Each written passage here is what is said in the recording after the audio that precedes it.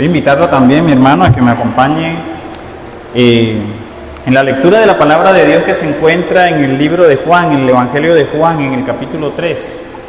Vamos a estar estudiando, vamos a seguir con la serie de predicaciones que estamos llevando acerca del Evangelio de Juan. Hoy nos corresponde estudiar el capítulo 3, los versículos del 22, vamos a estudiarlo hasta el 30, aunque tomaremos parte hasta el 36 también.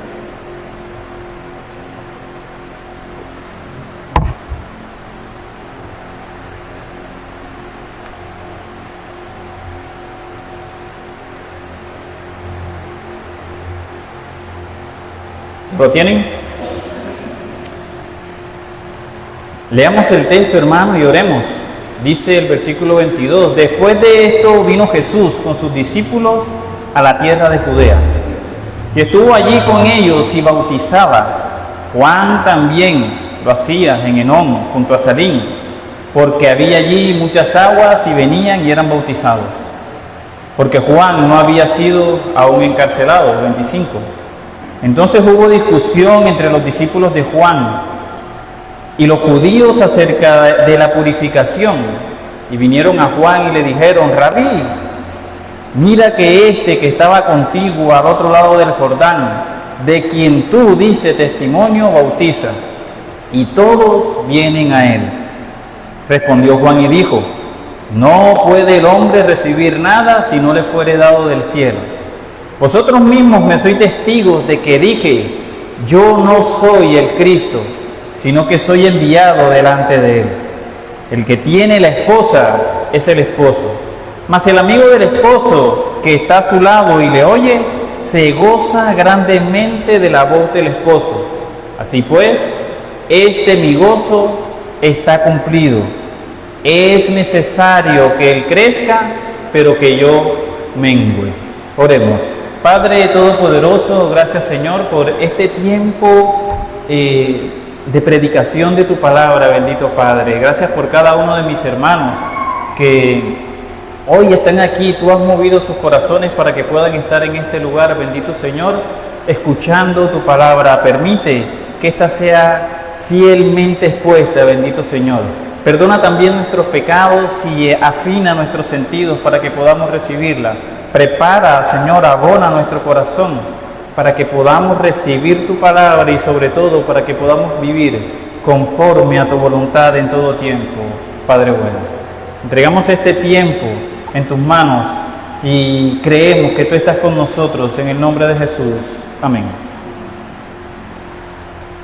Como les decía ahorita, hermanos, estamos continuando con la serie de predicaciones del libro de Juan. Hoy iniciamos el capítulo 3. La semana pasada se nos estaba enseñando acerca de uno de los temas que frecuentemente mencionamos cuando hablamos con cristianos acerca del nuevo nacimiento. Tú necesitas nacer de nuevo, ¿cierto? Y aprendimos por medio del ejemplo de Nicodemo lo que significa, lo que representa ese nuevo nacimiento. Antes de comenzar con los textos o a analizar el texto que estamos estudiando hoy, introducirlo con dos frases. La primera de ellas la escuché precisamente ayer de un predicador, de Josías Grumman, creo que es el apellido. Creo que lo estoy pronunciando mal también. Mi inglés no es muy bueno, hermanos, no se vayan a burlar. Pero este señor es el pastor que está reemplazando al pastor John MacArthur, que el año pasado falleció. Pero él decía, el pastor Josías decía que una de las maneras en las que se puede evitar la división en la iglesia, en el que se puede evitar los conflictos y en el que por medio del cual podemos evitar el orgullo y el enseñoramiento de la iglesia, es por medio del señalamiento que hacemos o de colocar nuestros ojos a aquel que verdaderamente merece la honra y la gloria. Y esto, hermano, porque somos cristianos, estamos en la iglesia, pero muchas veces traemos o venimos con la contaminación del mundo y del pecado que aún mora en nosotros, y cosas como estas, las divisiones, los pleitos, el orgullo se levanta sobre la iglesia y este tipo de actitudes generalmente ocasionan daños graves.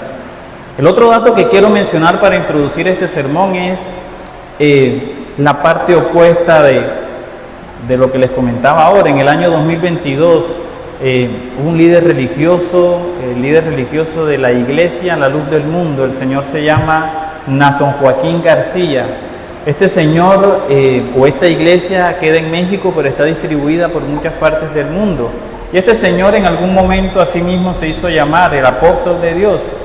Y en esa fecha, en el año 2022, se declaró culpable de por lo menos 3 cargos de abuso sexual, de 26 cargos que habían en su contra, en donde se le señala de pornografía infantil, abuso sexual contra menores, tráfico y trata de personas. Tremendo eso.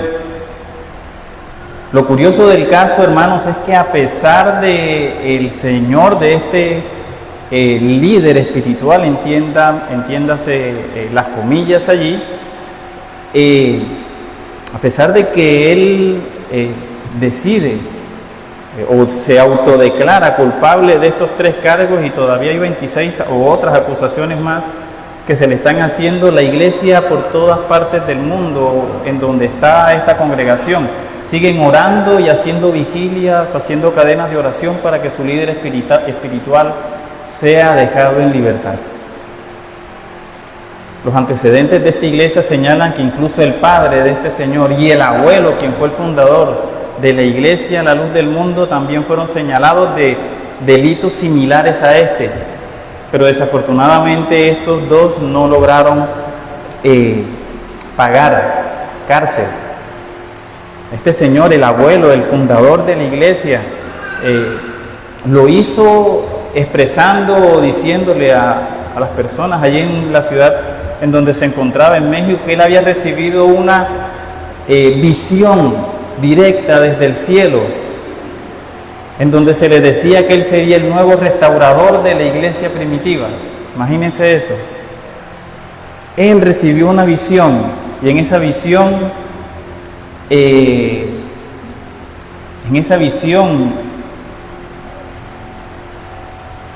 él recibió, dice esta persona, la orden de que él debía restaurar la iglesia primitiva. Incluso este señor, el abuelo, se hizo llamar en algún momento el nuevo ángel del Apocalipsis. Hermanos, y así inician los problemas en la iglesia. Los problemas en la iglesia inician cuando abandonamos lo que la palabra de Dios nos dice para comenzar a creer en personas que dicen que han recibido mensajes especiales del cielo. Así se han creado muchas doctrinas, pero así también ha empezado el enseñoramiento en la iglesia por parte de muchas personas, porque es que yo soy un ungido directo de Dios. Este tipo de cosas, mis hermanos, demuestran de verdad lo urgente y necesario que las personas en la iglesia, los miembros, los que se congregan en la iglesia, abran su Biblia y lean la palabra de Dios. Es necesario y muestra lo urgente que es que las personas puedan exponerse a predicación fiel del Evangelio y no a sermones que apuntan al hombre, porque solamente la Escritura, hermanos, o como nosotros los reformados creemos, la sola Escritura muestra el verdadero orden establecido para la iglesia, en donde Cristo es la cabeza, solo Cristo, y nosotros somos sirvientes. Todos nosotros somos sirvientes. Y eso es lo que precisamente, hermanos, nos está enseñando Juan el Bautista en esta porción de las Escrituras. Juan el Bautista, quien en pasajes anteriores, por allá en el capítulo 1, en el versículo 19 y 20, cuando le preguntaban o le interrogaban acerca de si él era el que estaban esperando, de si él era el Mesías, él rotundamente decía: yo no soy. Yo no soy el Cristo.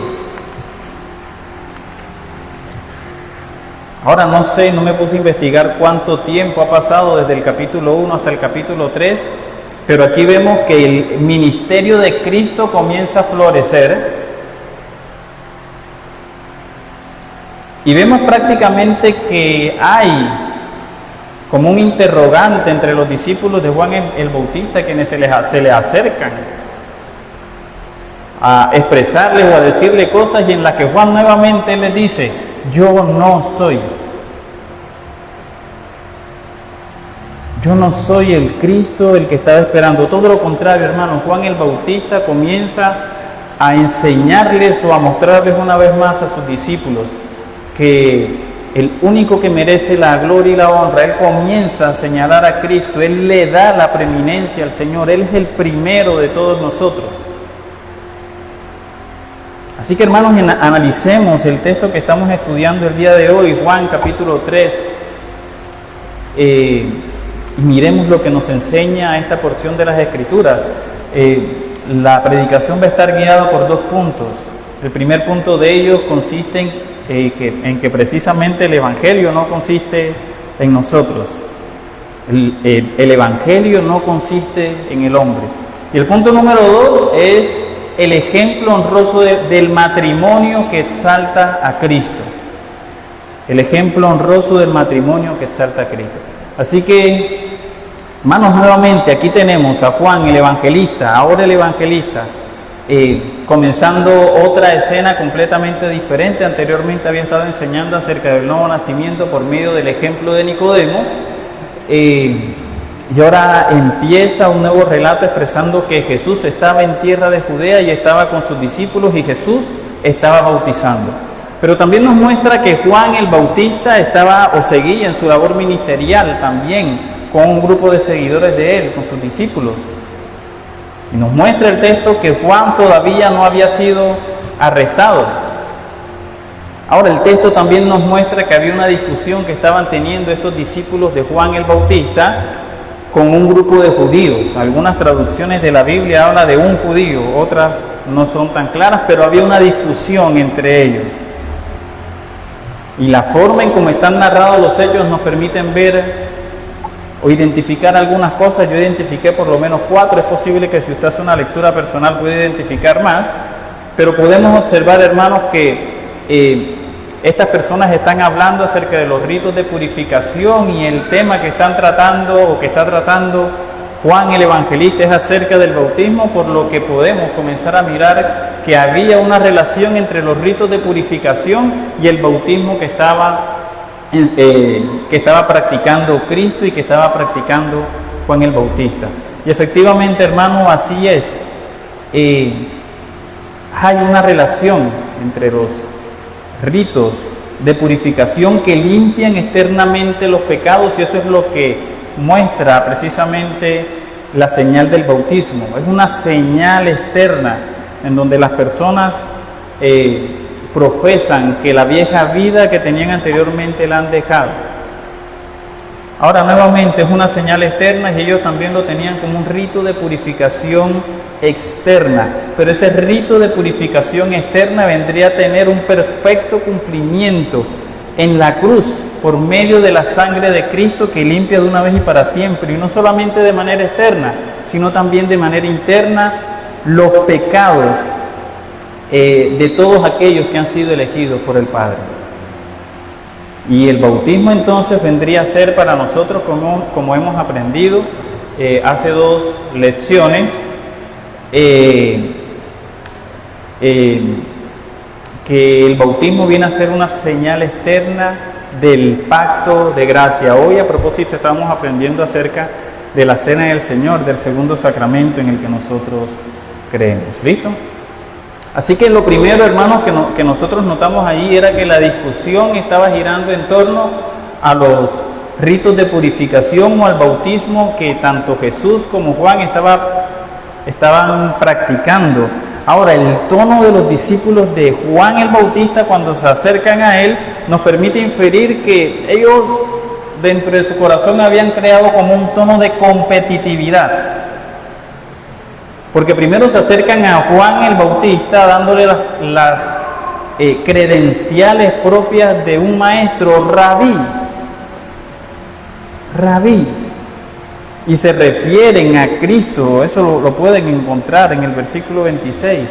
A Cristo, ni siquiera mencionan el nombre de Él, aunque por lo menos dicen al que tú señalaste.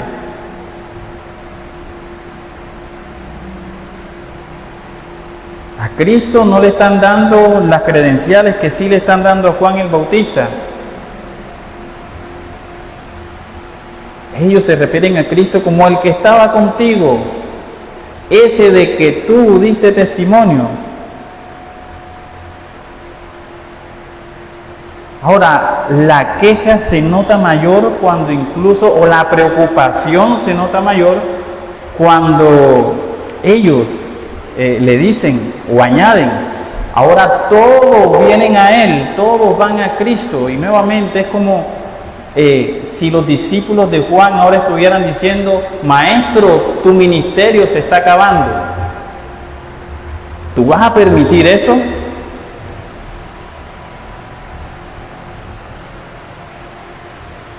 Así que podemos imaginar el entorno o incluso la discusión que podían estar teniendo estas personas, los discípulos de Juan con los judíos en aquel momento.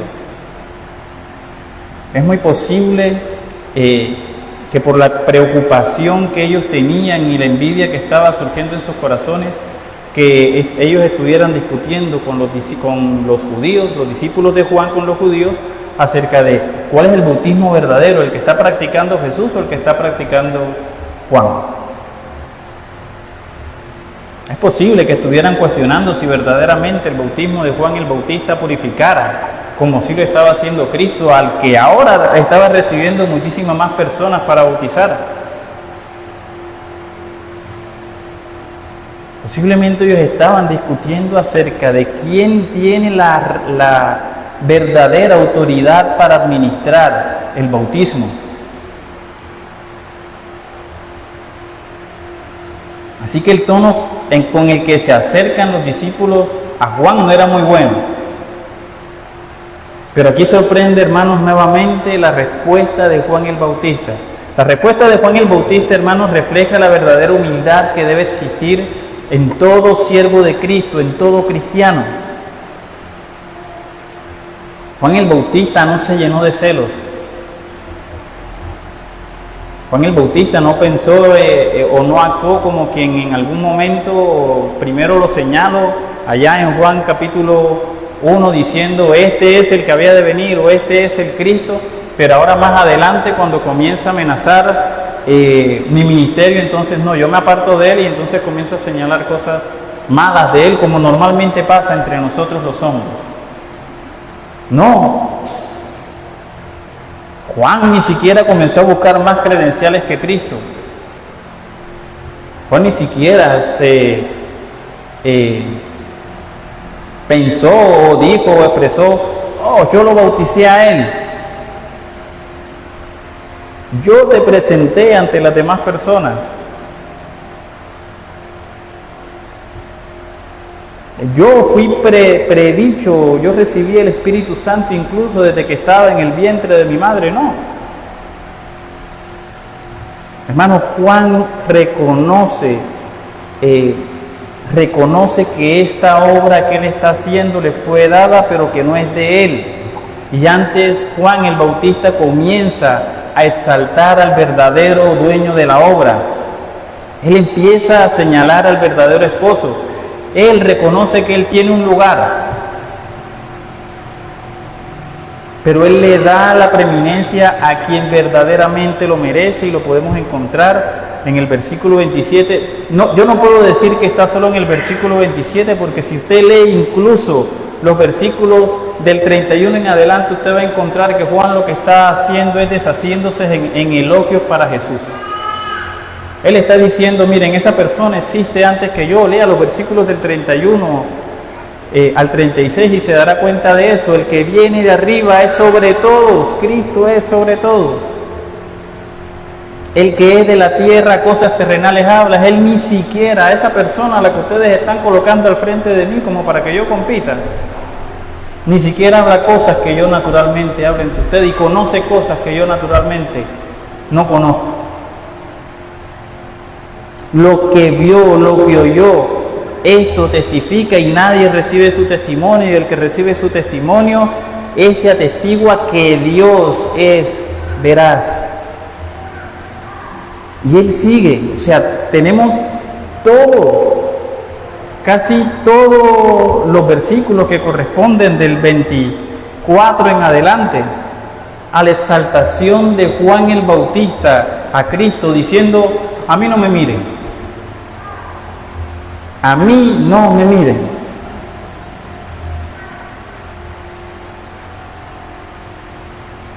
Ahora, con esto Juan tampoco está desacreditando, y es el tercer punto del primer punto. Juan no está desacreditando su ministerio. Juan no dice: yo aquí estuve perdiendo el tiempo, lo estuve engañando. No. Juan ni siquiera se está declarando enemigo de la obra. Todo lo contrario, Juan está reconociendo su lugar. Él está reconociendo que él es el amigo del esposo. Él dice que está a su lado y que él se place en escuchar la voz del esposo. Y lanza una frase allí en el versículo 30. Mis hermanos, que cada uno de nosotros debería recordarse frecuentemente cuando estamos sirviendo al Señor. Es necesario que Él crezca, pero que yo mengüe. Es necesario que Él crezca, pero que yo mengüe, hermanos. Y aquí va la primera aplicación de este sermón. Muchas veces como cristianos fallamos y pecamos en creer que el servicio que nosotros prestamos al Señor es una competencia. Que estamos en una competencia y entonces comenzamos a mirar al hermano que pone en riesgo nuestro ministerio como nuestro enemigo y no como la persona que puede aportar al ministerio de Cristo.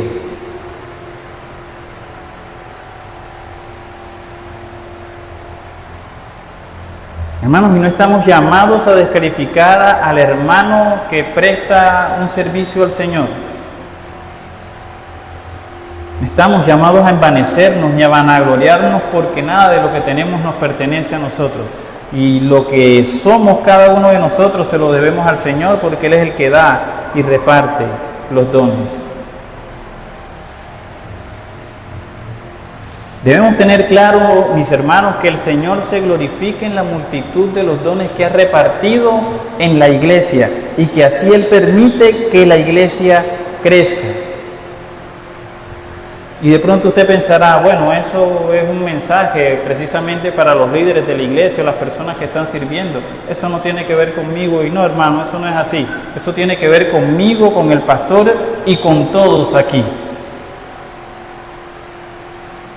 Esta semana aprendíamos en uno de los devocionales que hacíamos con el personal en la iglesia acerca de uno de los compromisos que tiene todo creyente, y uno de esos compromisos es precisamente servir al Señor. Y concluíamos en ese momento que todos, no hay nadie que no sirva al Señor. Todos servimos al Señor, y tú lo haces incluso no de manera visible en la iglesia, pero en tu casa o en la calle o en el trabajo, tú estás sirviendo al Señor. Ahora, tú tienes que preguntarte ¿qué pasa cuando alguien ve atributos cristianos en ti que son reconocidos ante los demás como muy buenos y te comienzan a exaltar? Te llenas de vanagloria, te llenas de orgullo porque están diciendo que yo hice algo bueno. O de verdad tú señalas a quien verdaderamente merece la gloria por la obra que tú estás haciendo. Incluso, hermano, tú debes preguntarte, tú no solamente, yo también debo preguntarme frecuentemente si el señalamiento, porque a veces estamos sirviendo al Señor aquí o en la calle, en la casa o en nuestro trabajo.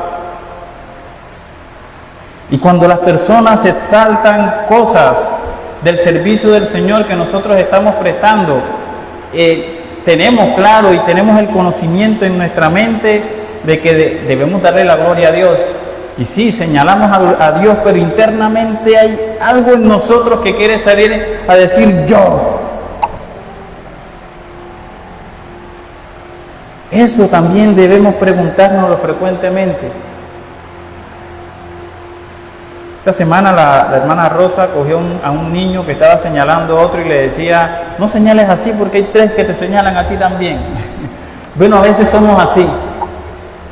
A veces somos así cuando nosotros le damos la gloria al Señor. A veces le estamos señalando así porque sí, lo señalamos a Él, pero internamente hay 3, hay más fuerza en nosotros queriendo autoexaltarnos y no exaltar a Cristo. Porque esto es un asunto del corazón también, hermanos. Esto no es de lo que se vea externamente y estamos hablando del carácter que todo servidor de Cristo debe tener. Yo creo que este mensaje es oportuno para la iglesia en este momento precisamente porque somos una iglesia en crecimiento. Tenemos muchas personas que anhelan y quieren servir y creo y siento que tienen muy buenas intenciones al servir al Señor. Pero si no hay un verdadero carácter de adorador, hermano, mejor no lo intentes porque tú no te estás metiendo con nosotros. No, me refiero al pastor, a mí, al hermano Jorge o al hermano Jimmy o a las personas que están viendo aquí. No se están metiendo con nosotros, ustedes se están metiendo con el servicio del Señor y a Él es a quien tú le vas a dar cuenta. Él conoce verdaderamente nuestros corazones. Así que la pregunta que debes hacerte, hermano, en todo tiempo es, ¿estoy señalando verdaderamente a Cristo cuando sirvo? ¿O me estoy señalando a mí mismo? Segundo punto, hermanos. El ejemplo honroso del matrimonio que exalta a Cristo.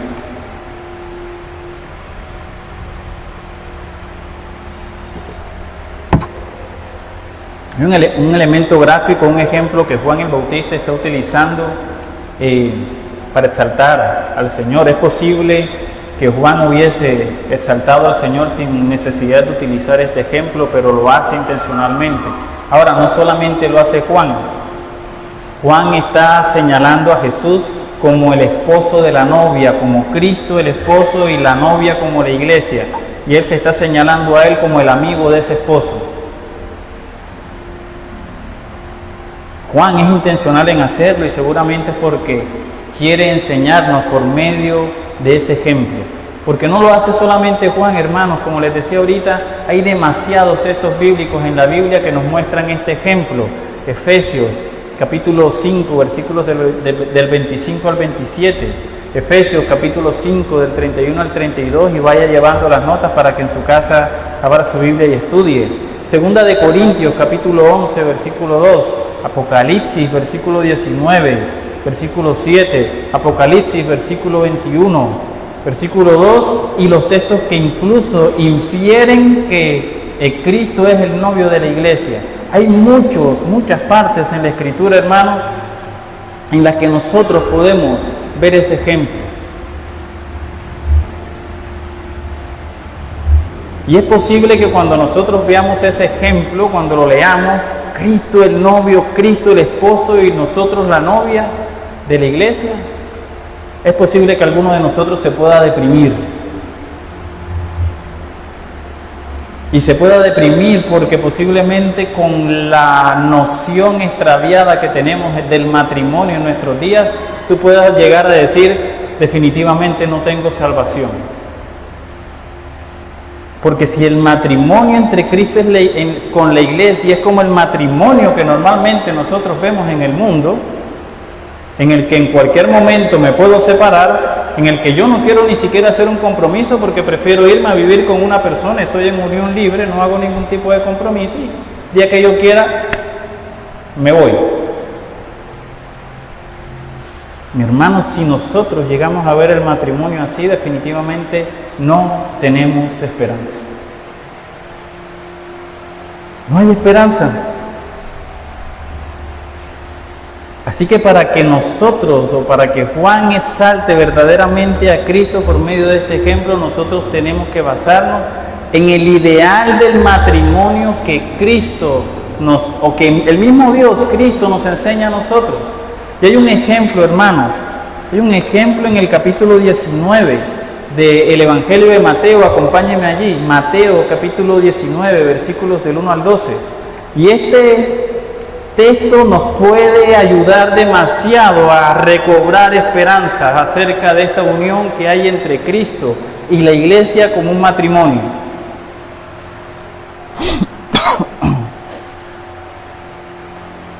¿Ya lo tienen?